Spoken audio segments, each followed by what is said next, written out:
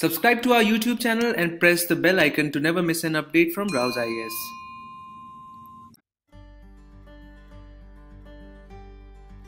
All those who are scoring 90 plus marks in the prelims examination have a very strong chance to clear the prelims. Now you should start preparing for the coming mains examination without any confusion. Rouse IAS has launched General Studies Mains Test Series and Quality Improvement Program for Mains 2020. The goals of the program are: first, revision of the most important themes from the perspective of mains examination. For this, there will be Mains Compass, which are subject-wise compilations, and Quality Improvement Program classroom discussions. Second, fine-tuning of answer writing approach through rigorous testing, sample answers, evaluation and personal mentorship from the teachers. Third, simulation of exam-like testing through tests which will help you understand the art and science of answer writing along with honing your time management skills. The new batch is starting from 16th of October, so enroll now and better your chances to clear the mains examination. The link to enroll for this program and its detail are given in the description of the video. Hello and welcome to Daily News Simplified, an answer to what, why and how of newspaper analysis from the perspective of UPSC examination. Today we have taken up Delhi edition of the Hindu newspaper dated 16th of October 2020. The articles which we are going to cover today are displayed on the screen. Let us now begin the discussion. Before we begin the discussion, let us have a look at few of the statements which you have to find out whether they are true or false based on the discussion. DTH connections have inbuilt barometer through which TRPs are measured. The United Nations completed 75 years this year. As per the report of NFHS 4 conducted in 2015 and 16, 45% children under the 5 years of age are stunted. Poshan Abhiyan is an initiative of Ministry of Health and Family Welfare. Broadcast Audience Research Council is an industry body jointly owned by advertisers, ad agencies and broadcasting companies. Kyrgyzstan does not border Turkmenistan. Yemen has maritime borders with Djibouti, Eritrea and Somalia. The Kra Canal refers to proposals for a canal that would connect the Gulf of Thailand with Andaman. We will begin today's discussion with a very important article which appears as a lead editorial on page number 6. The message in the Peace Nobel: multilateralism. This article is important because multilateralism is a very important topic as far as GS Paper 2 International Relations is concerned. Also because it is written by Mr. Shyam Saran, who was former Foreign Secretary. And who could be a better person to talk about multilateralism than Foreign Secretary himself. But we will not limit ourselves to the points and arguments raised in this particular editorial. We'll first start by understanding what multilateralism is. Then we will understand why is it important for the countries to pursue multilateralism or the importance of multilateralism. Then we will look into the arguments given in the editorial which suggests that multilateralism is quite threatened in the current context. And then we will understand why or what are the challenges because of which the countries have not been able to evolve a successful strategy to give effect to multilateralism. So starting with what actually is multilateralism. So multilateralism simply means the coordinated diplomatic interaction of 3 or more states in international politics. Simply put, multilateralism refers to coming together of 3 or more states, either formally or informally, to discuss issues of mutual interest and coordinate their policies. Now this definition is very important because whenever a question is asked in mains examination, you could use this definition as an introduction of multilateralism, and never forget to highlight 3 or more, because if 2 countries come together for a mutual interest, it will be called bilateralism, not multilateralism. For multilateralism, you need to have 3 or more states. So the best examples of multilateralism on a smaller scale could be BRICS or G20, and on a larger scale, United Nations is the best example of multilateralism, and you can understand that almost all the states across the world are members of United Nations. And again, you can apply this particular definition which we have just read on United Nations. Why did countries form United Nations. I assume all of us know that United Nations was formed after the Second World War, where 51 countries came together and committed themselves to maintaining international peace and security and develop friendly relations among nations in order to avoid World War III. So this is about multilateralism. But the question arises, why is there so much of emphasis on multilateralism? Why countries come together to form a group? And so, to answer the question, why do we need multilateralism or multilateral foreign policy, we have 3 points. And if you want to justify multilateralism in mains examination, these 3 points are sufficient. These 3 points are: dimensions of challenges ahead need multilateralism. Then we need diffused distribution of power, which can be countered by multilateralism. And then finally, there are some deficiencies with the statehood or the nation states which can be overcome by multilateralism. Starting with the first point, dimensions of the challenges ahead. So if I ask you to think about some of the global challenges being faced by the earth today, you can name a lot of them. For example, climate change, nuclear proliferation, issues related to poverty and hunger, terrorism. You can name countless challenges being faced across the world. And some of the global challenges currently facing international politics may be of existential importance for the future of humankind, especially when it comes to the climate change and nuclear weapons. And the scale of these challenges are so vast that no single nation, be it US, China, Russia, or any other country, they cannot tackle these challenges together, and they need coordinated global effort and actions. And hence, a decisive progress often appears possible only when many actors work together in broad coalitions, bringing together not only the states but also non-state actors such as international organizations, civil society actors, or even private companies. And hence, we need multilateralism. We need countries and NGOs and states to coordinate their efforts on climate change, nuclear proliferation, terrorism, because their single action would not be sufficient. And so, for example, even if India's or let's say America's carbon emissions become zero tomorrow, climate change would still continue to affect if others do not reduce their emissions to zero. The current COVID pandemic is also a best case demonstration for the importance of multilateralism. And so I guess all of us agree that the dimensions of challenges facing global community today require multilateralism. And the second important reason why multilateralism is important is because diffuse distribution of power and principle of sovereignty. International politics continues to be determined by the absence of hierarchy and a broad distribution of power. So when we see nation states or various countries across the world, we see that there are few principles which are generally accepted across the world. For example, principle of territoriality and sovereignty of nation states is still legitimate and cannot be challenged. So principle of territoriality means that a sovereign state has the exclusive jurisdiction over individuals and a territory. So for example, Indian state has exclusive jurisdiction over the area which we consider as India. And so since India has exclusive jurisdiction, whatever desired goals need to be achieved within the territory of India needs the coordination of India and support of India, and similarly for other countries as well. And that is why you require coordination among many countries. And then second important reason is the broad distribution of power in the global scenario. When we talk about power, we think of governments, but that is not the reality.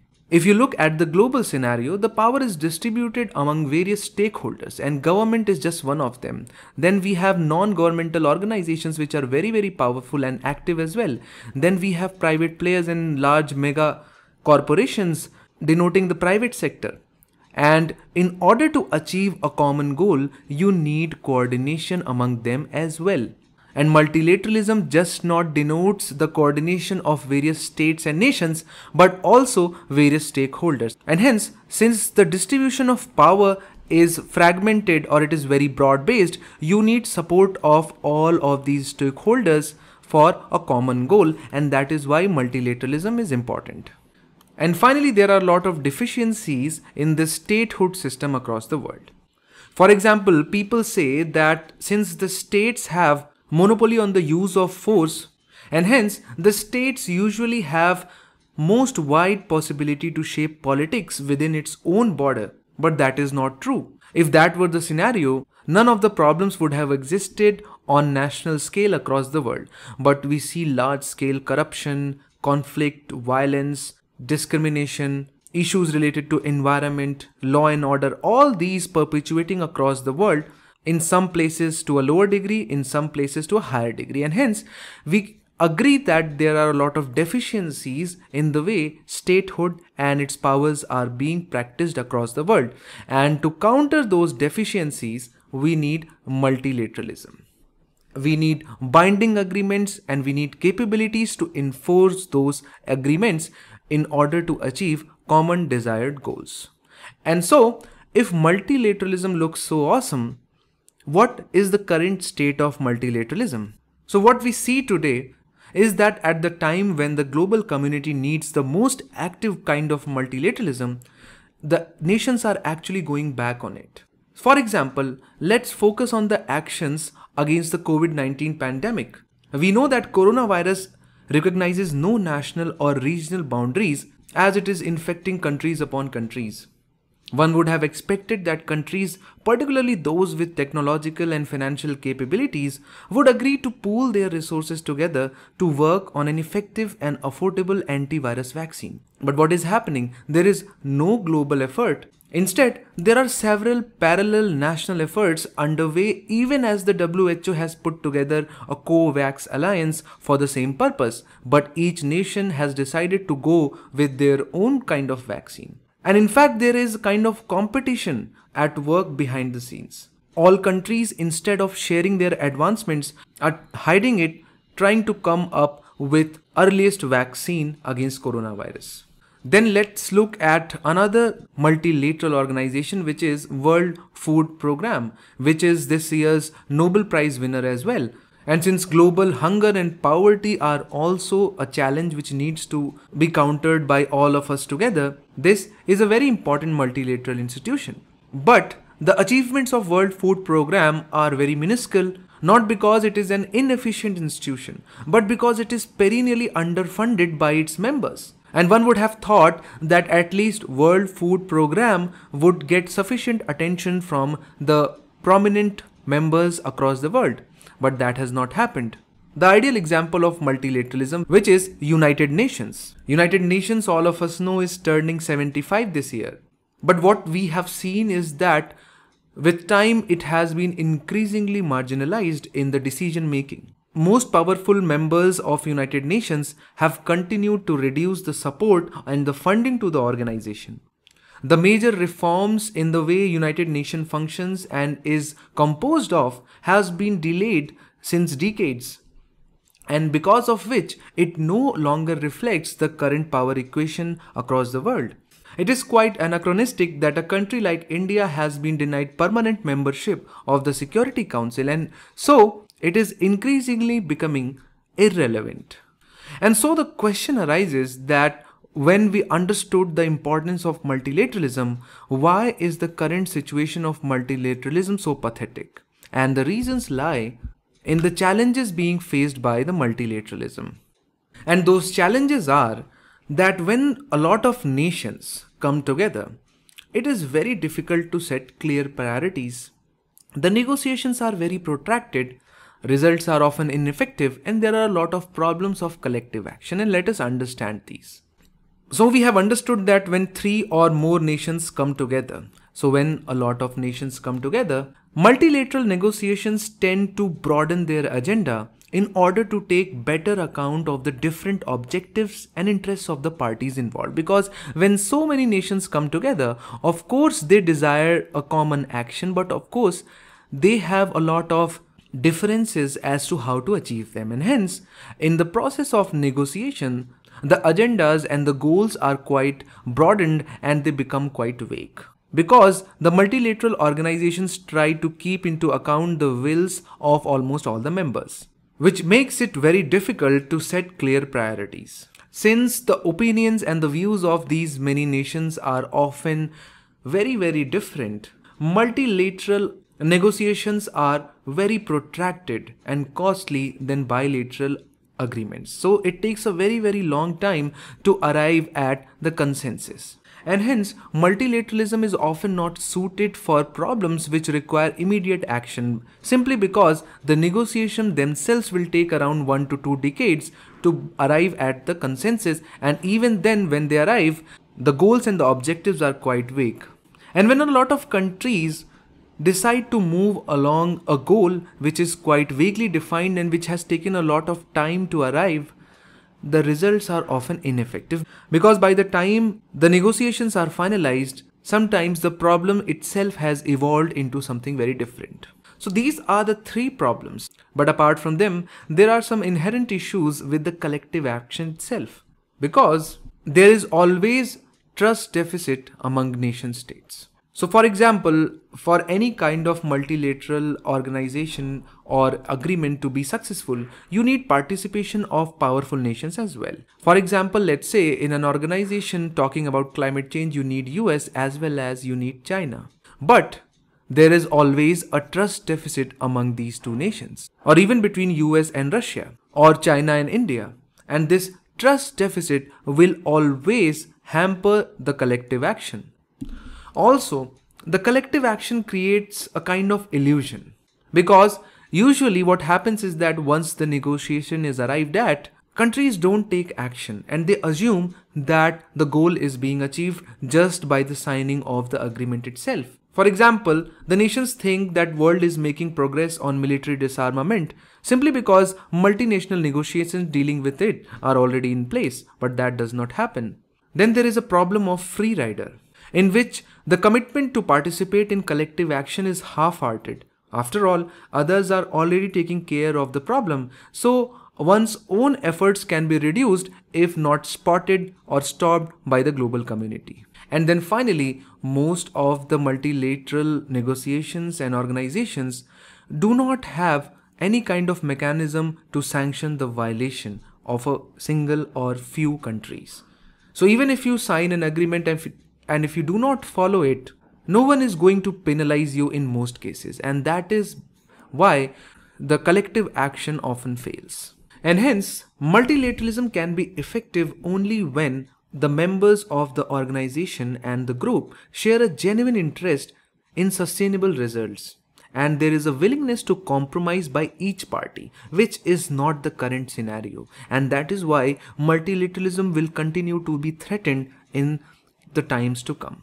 So these are the important points, and multilateralism is an important topic for mains examination. Let's now move on to the next news. Next article appears on page number 6 again, The Road to Zero Hunger by 2030. If you have read the GS2 syllabus carefully, you must be knowing that there is a line in syllabus which says issues related to poverty and hunger.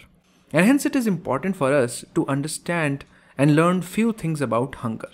And hence in this discussion, we will understand what hunger is, what is the relation of food insecurity with hunger, what causes hunger mainly with respect to access, production and supply of the food, what is the current state of hunger in our country, and what government is doing in order to counter hunger.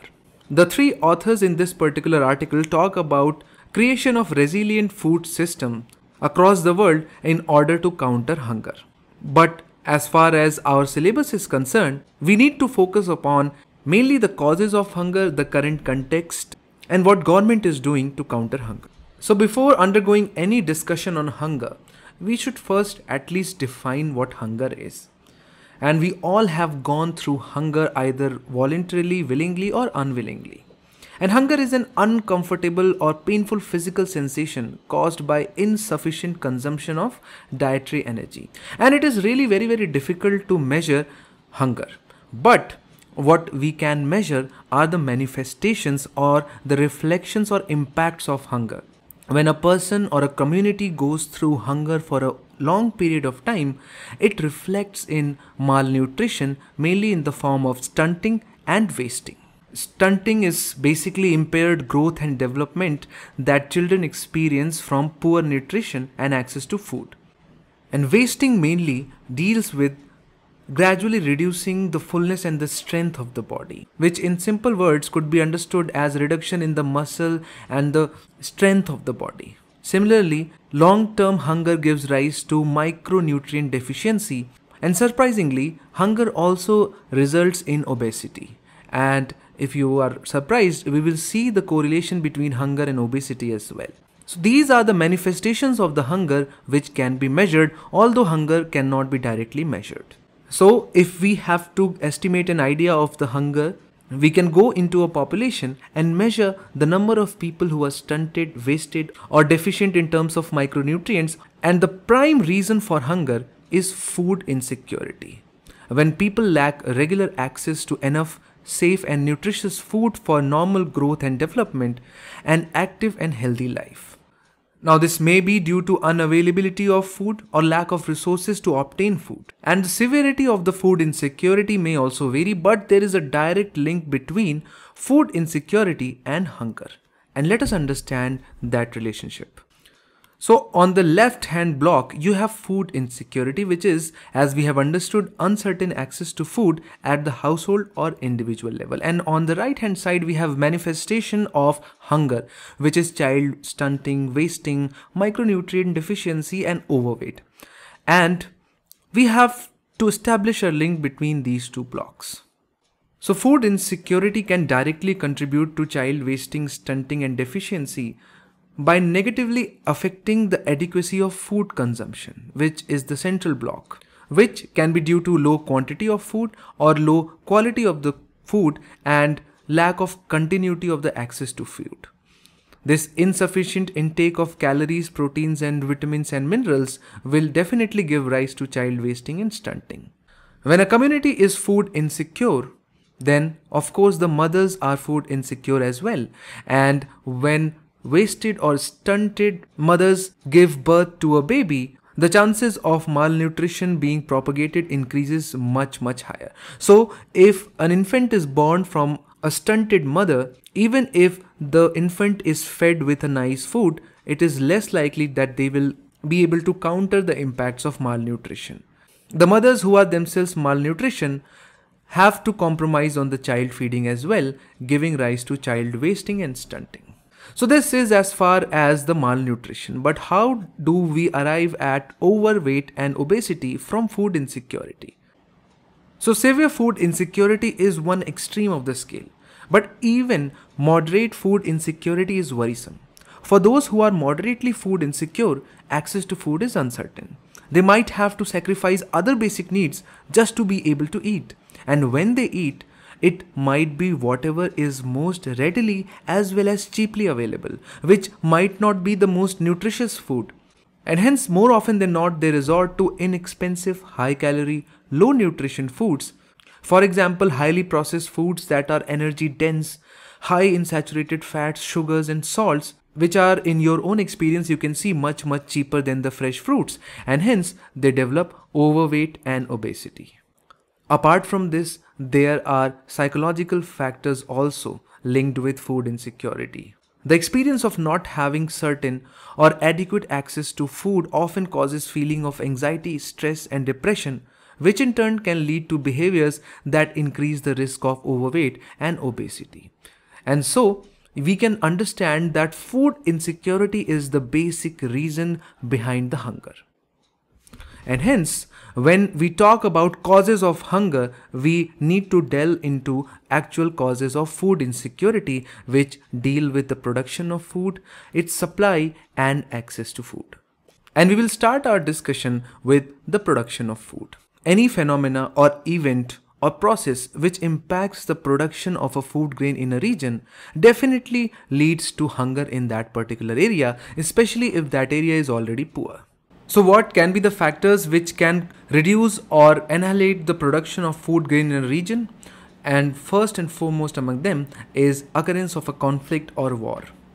If you focus on the hunger map of the world, you will see that most of these regions are conflict driven, and because of the conflicts, wars between two factions and rebel groups, there is always a compromise on production. Then of course, natural disasters play a big role. And one of the most important natural disaster when it comes to hunger is drought.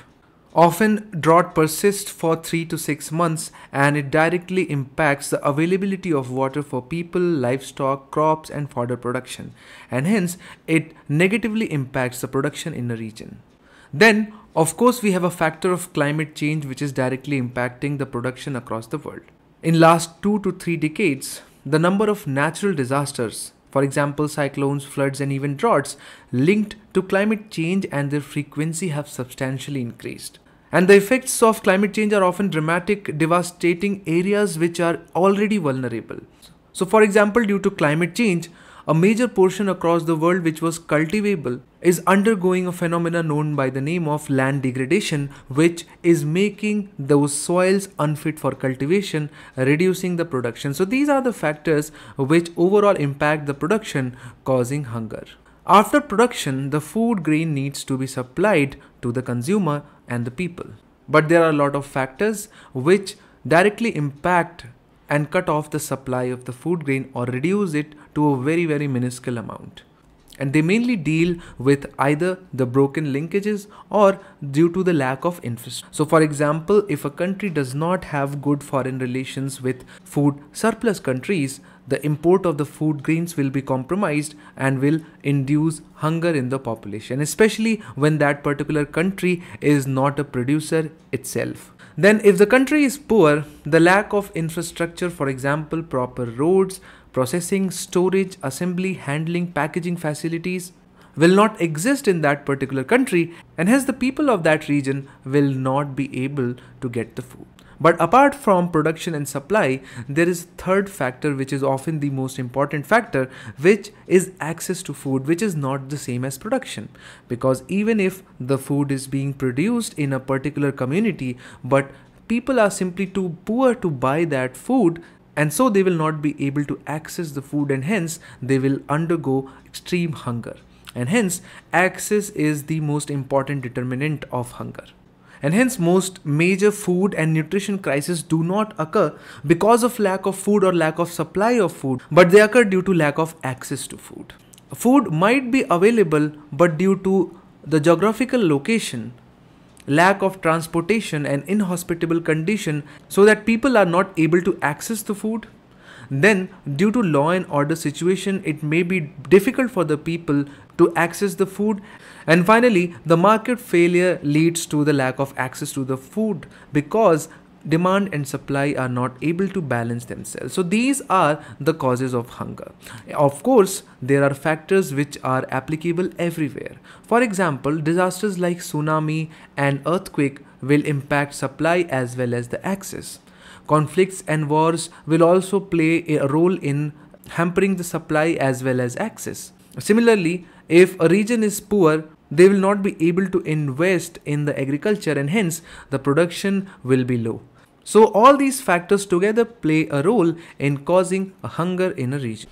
And so it is important for us to know what is the state of hunger and malnutrition in our country. And so one of the global indices, which is the Global Hunger Index, ranked India at 102nd position in 2019, which was improvement of 1 place over 103 in 2018. Let us know in the comment section whether you know about Global Hunger Index or not, and which is the agency which releases it. Also, you will have a multiple choice question based on Global Hunger Index. But not only that, we have Indian estimates of hunger as well, which was given in the reports of National Family Health Survey or NFHS. So as per the report of NFHS 4 conducted in 2015 and 16, we will look at the status of children as well as women and malnutrition. So according to that particular report, 35.7% children under the age of 5 were underweight and around 38.4% children were stunted. If we talk about women, 23% women have chronic energy deficiency or they have body mass index which is less than 18.5. Data in a single year is not important. What is important is a trend.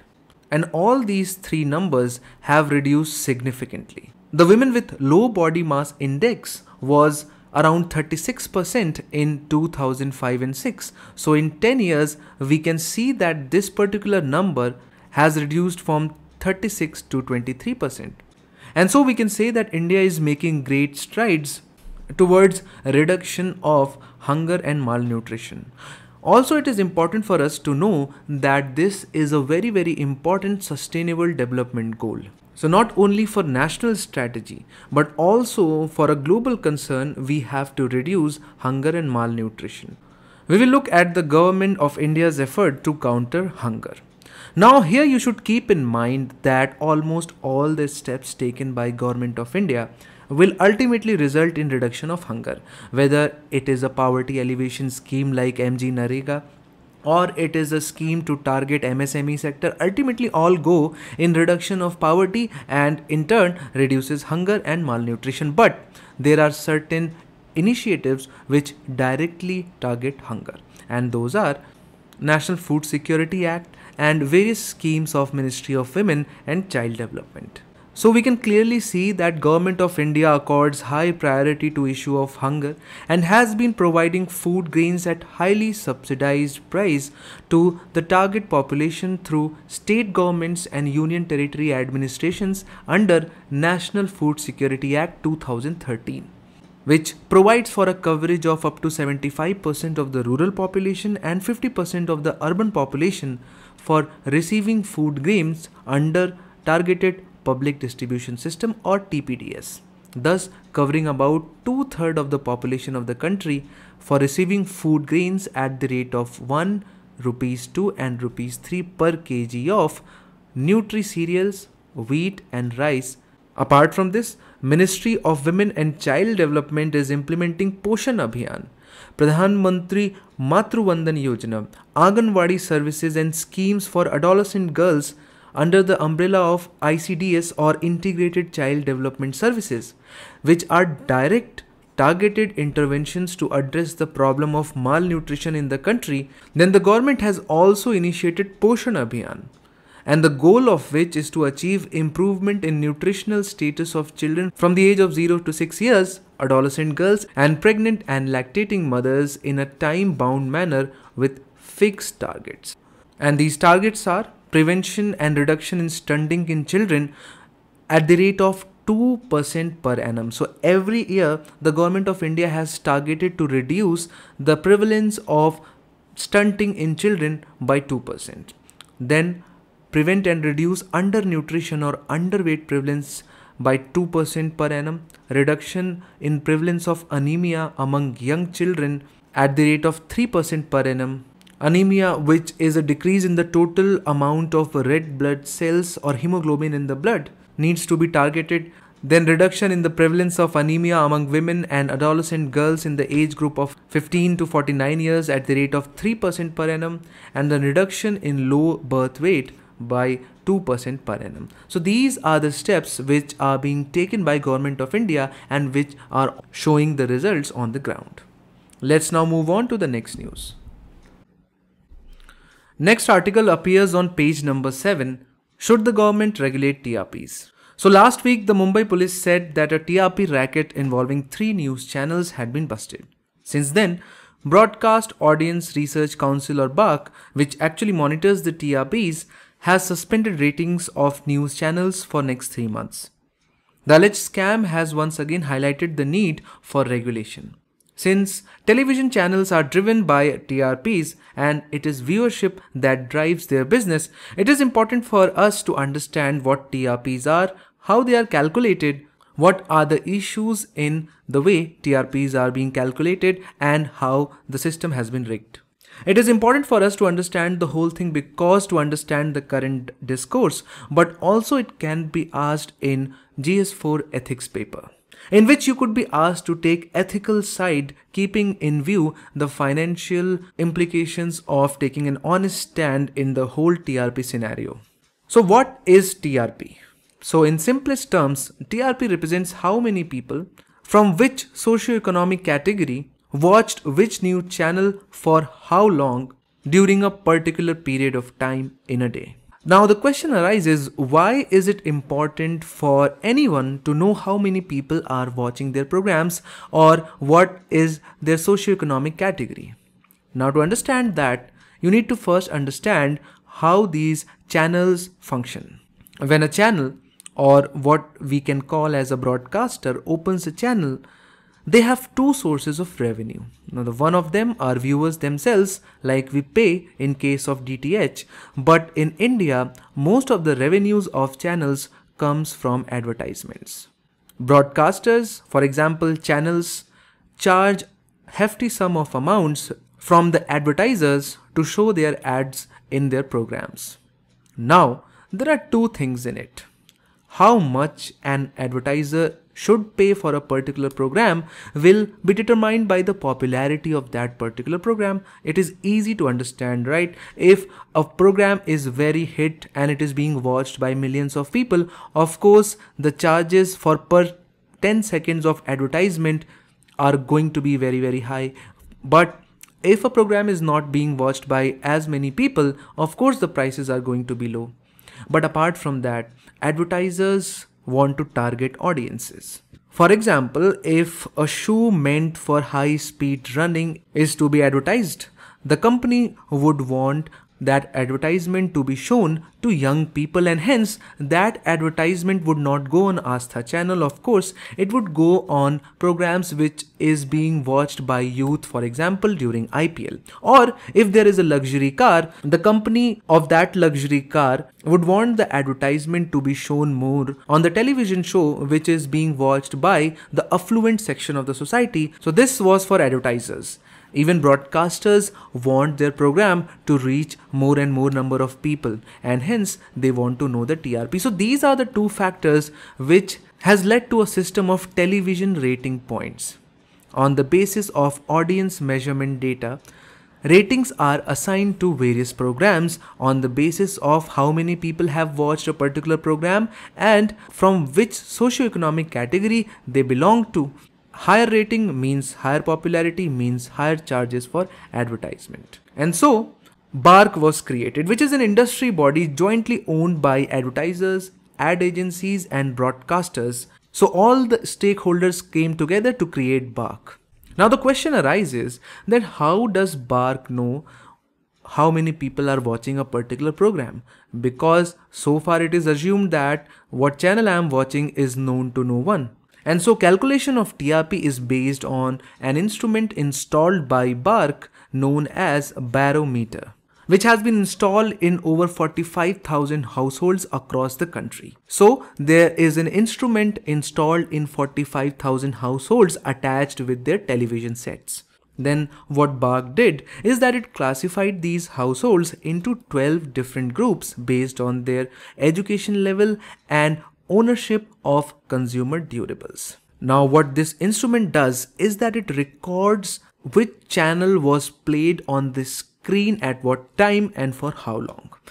Now the obvious question is that if there are 5 members, or let's say there are 3 members in a particular family, then how will the barometer know which person is watching what channel? And for that, this barometer contains an ID system. Each person in the household has been allocated a separate ID, which they need to enter after they start their television. And once the ID is entered, the barometer allocates that particular time duration and channel to that particular person. And so the obvious question arises that what this scam is all about. How can you scam people to increase or artificially inflate your own TRP? And for that, there are two systems. First is that you can directly bribe the household. So for example, if there is a news channel which wants to increase its TRP and they somehow come to know about the people who have this barometer installed in their homes, and they go to the households, pay them hefty sums of amount to watch that particular news item or that particular program for this much duration to increase their TRP. And the second way is to bribe the cable operators to ensure that their channel is available as the landing page when the TV is switched on. So whenever you open a television, there is a fixed channel which comes to you, and what broadcasters can do is to bribe the cable operator to show their channel as the default landing page, so that whenever a person opens his or her television, that particular channel appears, and whatever time they watch that is counted every day many times as a data for TRP. So these are the two ways which it is alleged has been adopted news channel under investigation to artificially inflate their TRPs. And hence there is a talk of regulation of TRP. But apart from that, there are other issues with the current system of TRP calculation. For example, this is not the first time this kind of scam has been reported. Since its beginning, TRP has been under the radar for similar kind of financial frauds. Many times it has been reported that bribes are paid in order to artificially increase the TRPs.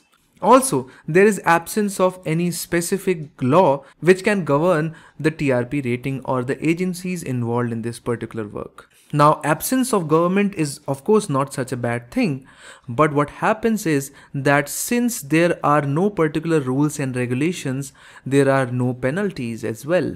And since there are no penal provisions, there is always an incentive to resort to bribery because people know that this is a legal loophole and the chances of them being convicted under any kind of corruption cases is very, very low.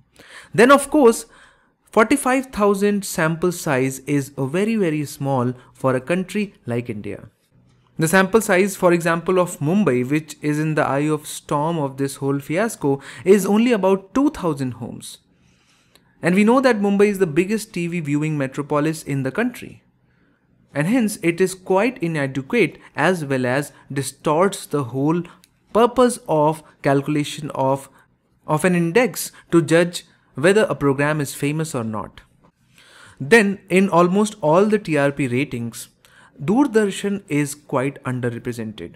But if you look at the overall television scenario, around 50% of the country still watches Doordarshan. They do not have access either to direct-to-home services or to cable operators because they live in rural areas. And when you look at the TRP ratings, it is always less than 2%. And that is because it has an urban bias to it. And so, not only it compromises on the revenues of Doordarshan, it is not in any way a true representation of the viewership of television by Indians. The main ethical issue involved in this particular case is that of corporate governance and ethics related to it. Do think over this problem and think of yourself as both advertiser as well as head of the broadcasting company. And think what would you have done had you come to know about this particular scam. Let us now do some map practice. There are 3 news articles which are very, very important. Despite ban, thousands join Thai protest. Kyrgyzstan president resigns to end post-election crisis. And Yemen's warring sides begin hard-won prisoner exchange. These 3 news items appear on page number 13, that is news related to world affairs. And so it is important for us to have a look at the locations of these 3 countries, namely Yemen, Kyrgyzstan and Thailand. So the crisis in Yemen goes back to 2010 and 11, where the revolution against the President Ali Abdullah Saleh began, who had led Yemen for more than 3 decades. Since then, the war has been continuing. So we can see that Yemen is located in Southwest Asia at the southern tip of Arabian Peninsula between Oman and Saudi Arabia. So you can see Saudi Arabia is here, it shares a long border with Yemen and also Oman. It is situated at the entrance to the Bab al-Mandab Strait, which is right here, which links the Red Sea to the Indian Ocean via the Gulf of Aden and is one of the most active and strategic shipping lanes in the world. If we talk about the maritime neighbors, they are Eritrea, Djibouti, and this is Somalia. So this is it as far as Yemen is concerned. Let us now analyze Thailand, which appears in the newspaper because of a very severe protest going on there. Thousands of protesters demonstrated in Bangkok defying a ban imposed to end 3 months of anti-government action that has targeted King as well as the Prime Minister. So if we talk about the countries, Thailand shares boundaries with Laos, Cambodia, Malaysia and Myanmar. So these are the neighbors of Thailand, And from the perspective of geography, it is important for us to know about Thai Canal or the Kra Canal, which refers to proposal for a canal that would connect the Gulf of Thailand with Andaman Sea across the Kra Isthmus. So this is the Kra Isthmus, and there is a long-term proposal to make a canal to cut down this distance. This canal would also be important because it would provide an alternative to transit through Strait of Malacca, which is this region, and shorten transit for shipments of oil to Japan and China by around 1200 kilometers. And then finally we will talk about Kyrgyzstan, where the president of Kyrgyzstan has resigned yesterday, saying he wanted to bring an end to the crisis sparked by disputed parliamentary elections earlier this month and to avoid any further bloodshed. So Kyrgyzstan, which is a country in Central Asia, is bounded by Kazakhstan, China, Tajikistan and Uzbekistan, and it does not share any border with Turkmenistan. The capital of Kyrgyzstan is Bishkek. Then a news item appears on front page, GST Center to borrow for states. Now this news has already been covered by our Faizan sir in DNS dated 28th of August 2020, when 5 news related to the GST compensation were discussed, where the shortfall in the GST compensation and the causes were discussed, and also the options given to states were also discussed, and then the option of center borrowing and handing over the cash to the states was also discussed. So it is advised that you go through the discussion done on 28th of August 2020. Then center firm on one solution says Rio appears on page number 9, where Nagaland Chief Minister said on Thursday that the message from the union government was clear that there would be only one solution for the Naga political issue. Now this has been a long-term issue and has already been discussed twice in our DNS. On 30th of June 2020, we had an elaborate discussion on Naga problem, starting with the history and then moving forward towards Framework Agreement 2015 and what are the issues and challenges to it. So it is recommended that you go through the discussion done on 30th of June 2020.